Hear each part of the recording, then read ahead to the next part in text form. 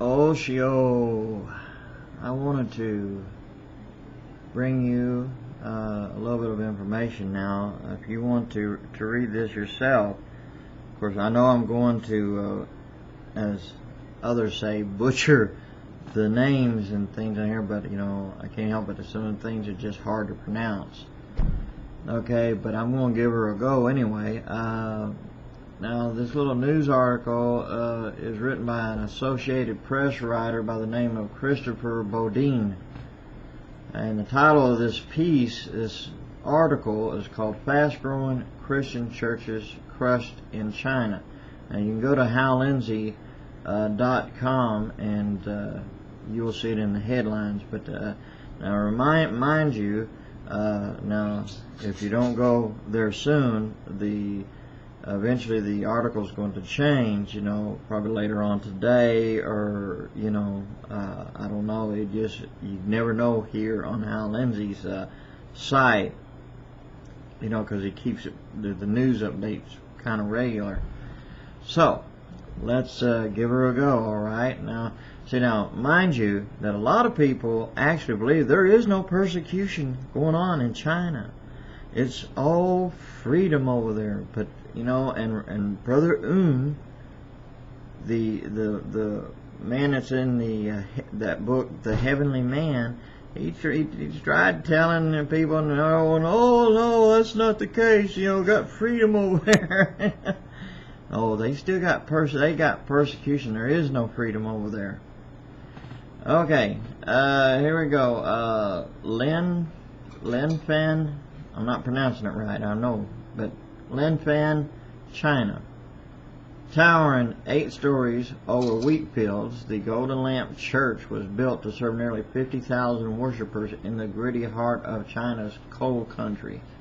But that was before hundreds of police and hired thugs descended on the mega church, smashed doors and windows, seizing Bibles, and sending dozens of worshippers to hospitals with serious injuries, members and activists say. Today, the church's co-pastors are in jail. The gates to the church complex in northern province of Shaanxi are locked, and a police armored personnel vehicle sits outside. The closure of what may be China's first megachurch is the first visible sign that the communist government is determined to rein in the rapid spread of Christianity, with a crackdown in recent months that church leaders call the harshest in years. Authorities describe the actions against churches as stemming from land disputes, but the congregation under attacks are among the most successful in China's growing house church movement, which rejects the state-controlled church in favor of liturgical independence and a more passionate evangelical outlook. While the Chinese Constitution guarantees freedom of religion, Christians are required to worship in churches run by state-controlled organizations. The Three Self Church, like this one. There we go. The Three Self Patriotic Movement for Protestants and Chinese, the Patriotic Catholic Association for Roman Catholics. See, the Three Self churches, it can be known, there is basically government run, which that's starting here. Already it started. It's just not full blown to a great extent that it is there, but it is happening. But more and more Chinese are opting to choose their own churches, despite them being technically illegal and subject to police harassments. Let me scroll down here a little bit. Let me find where last was. Okay, Christians worshiping in China's independent churches are believed to number upward of 60 million, compared to about 20 million who worship in the state church, according to numbers provided by scholars and church activists. House churches have been around for decades, but their growth has accelerated in recent decades, producing larger and larger congregations that are more conspicuous than the small groups of friends and neighbors that used to worship in private homes, giving the movement its name. Their expansion and growing influence has deeply unsettled China's rulers, always suspicious of any independent social group that could challenge communist authority. Fears that Tibetan Buddhism and Islam promote separatism among Tibetans and I can't pronounce it, Uighurs,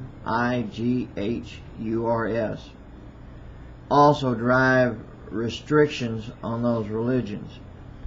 They are so afraid of rallying points developing for gathering of elements of civil society, said Daniel Bays, who follows Chinese Christianity at Calvin College, a religious school in Grand Rapids, Michigan. While house churches have faced varying degrees of repression depending on the region and political climate, the latest crackdown appears to specifically target the largest congregations. Okay, alright. Authorities want to dismantle large churches before they grow out of total control, said Bob Fu, a former Communist Party researcher in Beijing who now heads the China Aid Association, a Texas-based church monitoring group. At least two other large churches have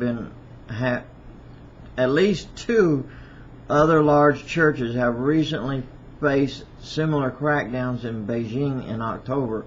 Authorities locked parishioners of Shaowang House Church out of the space they had rented to worship. In Shanghai, the Wangbang congregation faced a similar lockout. Both congregations had grown to more than 1,000 members. And now there is a lot more here. That's why I urge you to go there and you can read this yourself. Now this goes to show you, when you see these things in these countries, I want you to remember this, that there is already started here, but will be full blown here soon. Okay, and this is why a person should be prepared. You know, those who are in Yeshua in the body should be prepared for such things. Okay, what has happened there is going to be full blown here, and they're the ones overseas, the ones we sent missionaries over. They're the ones who's going to be coming over here to be missionaries. Think about that. They'll be smuggling missionaries to get over here. Something to think about, isn't it? Well, anyway, I thought I would share that little bit of news with you, and you can go to hallindsay.com, and I urge you to do that as soon as possible, and you can read it for yourself. So, shalom, aho, and God bless you all.